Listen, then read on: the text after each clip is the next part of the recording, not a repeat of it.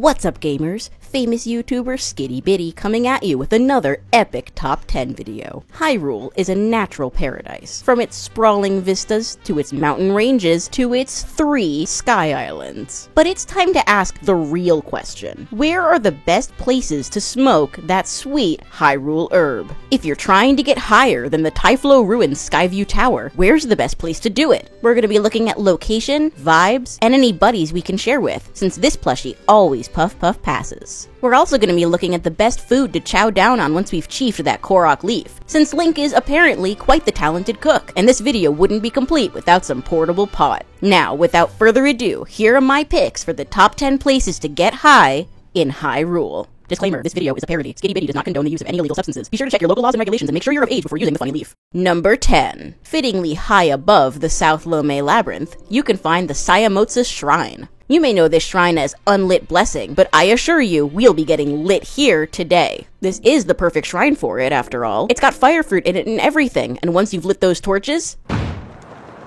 can't get higher than that. I'd rank this spot a bit higher, but you can't cook in shrines, so the best you'll be doing here, as far as munchies are concerned, will just be shoveling raw ingredients into your mouth. Yay! Number 9. At the top of Ploymus Mountain, you can find Mipha Court. This beautiful little plaza is dedicated to everyone's second favorite Zora, and that's why her statue is way out of the way up a flight of slippery stairs. You can't smoke with her though, she's dead. There are a few Zora hanging around these pools, and while they may be down for a puff of that ancient arowana, they probably won't want to partake in Link's tasty fish pie on account of cannibalism. At least, they probably won't. Number 8. Remember in that other game, when you spent thousands of rupees and way too much time listening to this sound?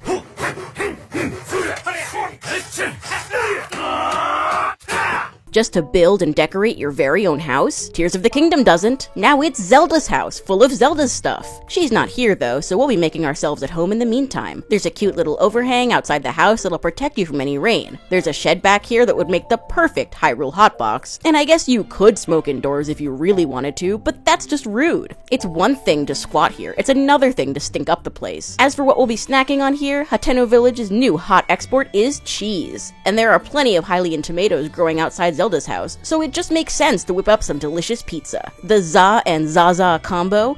Undefeated. And if you're wondering why I chose Zelda's house over Link's house, well, it's simple. Link's house in this game is ugly. Who wants a house painted auto-build green? That would totally kill the vibe. Number 7. This entry has us getting high before we get high. In the stormy Faron sky, we can find the Thunderhead Isles, and the largest island in this archipelago is the appropriately named Dragonhead Island. This room where you find Mineru's mask in the main story is ancient, peaceful, beautiful, and even comes with this pedestal that can be used as a cooking surface / ashtray. Speaking of cooking, when you're getting high in the sky, it only makes sense to enjoy the unique delicacies of the Sky Islands, which is why my munchie pick for this stormy sesh is the simple yet tasty buttered Stambulb.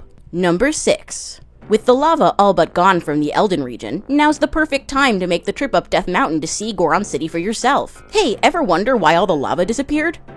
Me too! Not only will you no longer risk burning alive just to get here, you're free to enjoy the new hot springs in the city. But maybe don't share your Mary Jane with the Gorons. They're trying to get sober.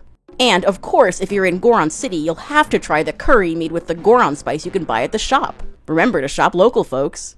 Number 5. Just south of the Rossborough Pass Skyview Tower, you can stop by the cozy new lodge that's been built at the trailhead leading into the Heber Mountains. It's pretty chilly here, but as long as you bundle up, you can roll up by the bonfire, no problem. There's also a cute little outdoor shelter area that makes a great smoke spot, and you can even offer some of your special crop to Amali, who can be found inside the lodge itself. Sorry to hear about your husband, it really sucks to hear he's gone missing. By the way, on an unrelated note, can I interest you in some fried chicken?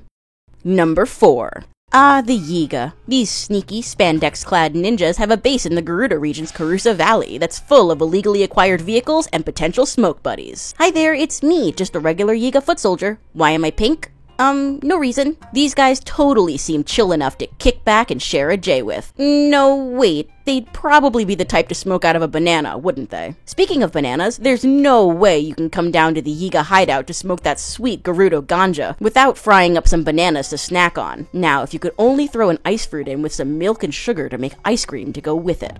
Number 3. Here we are in the beautiful Akkala region, full of things to do, like And Terrytown is there too. We're headed north of there for this spot, though. At the top of the now-abandoned Akkala Ancient Tech Lab is a massive telescope. If you climb up on top of the telescope, you can find a sweet little spot with a nice umbrella to shield you from sun or rain, a beach chair that's currently being rudely occupied by this frog statue, and a little table perfect for an ashtray. This locale has sweeping views of the Rist Peninsula, the disappointing Akkala Citadel, and even the giant QR code in the sky. And in honor of Akkala's very own Kilton, we'll be enjoying some tasty monster cake, which, now that I'm saying it out loud, sounds a lot like, wait, hang on. There is actually a strain called Monster Cake. Nice. Number 2. Now we're getting up there. If you ascend inside the Deku Tree in the lush Korok Forest, you'll find yourself in an adorable little hidden room. The vibes here are impeccable, and Oki, who we're going to say is old enough to smoke, is here to share with. Hey Oki, remember that time I tailed you through the woods for like 6 entire minutes, and then you saw the wolves and got scared and turned around and saw me, and then I had to start over and... actually, maybe I can put you in the grinder too. For food, we'll be keeping it simple with some sauteed nuts. Hey, if we're inside the Deku Tree's mouth, will it get him high too? I guess it only makes sense for the guardian deity to be high in the resting place of the fabled... Before I reveal the number 1 smoke spot in Tears of the Kingdom, here are a few honorable mentions. The ancient Zora Waterworks, on top of a sky labyrinth. The Great Sky Island. The Secret Spring of Revival, and Shrine Island. You won't be doing anything else there anyway. Number 1. For today's number 1 pick, look to the skies. Flying in a catatonic state over Hyrule is the Light Dragon, who is actually, spoiler alert, Princess Zelda herself. Make your way up to her head, get comfy, and enjoy some of the most beautiful scenery this world has to offer. Zelda makes a complete trip around the map so you can fly over the world at a leisurely pace. It would take a lot of flour to get this dragon high, but Zelda prefers edibles anyway. You can even make her a fruitcake, her favorite treat. It's a shame you can't share it with her though. That's all for today. Be sure to tune in next time for more epic gaming content. Don't forget to like, comment, and subscribe, cause if you don't, I'll kill you.